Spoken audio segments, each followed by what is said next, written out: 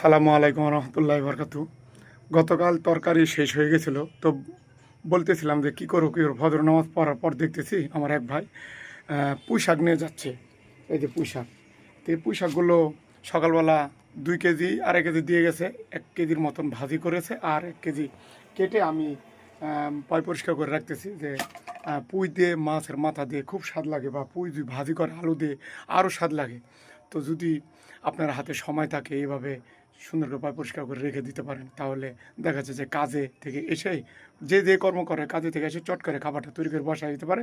অনেক সুযোগ সুবিধা, আর এতে অনেক ক্যালোরি পূরণ করে শরীরের, এবং খাদ্য চাহিদা পূরণ করে। এটা একটা আমিষ জাতীয় খাবার, মাছ দিয়ে হোক আর শুকনো ভাজি হোক, সেই স্বাদ লাগে। টেস্টিফুল খাবার। ঝোল তরকারি যদি মাছের মাথা দিয়ে রাঁধে, মানে খেতেই স্বাদ। আর মশলা দিয়ে রান্না করলে তো তার কোনো জবাব নেই। গরু কাবাব মাংস ফেল। ভালো লাগলে ভিডিওটা ফলো দিয়ে পাশে থাকবেন।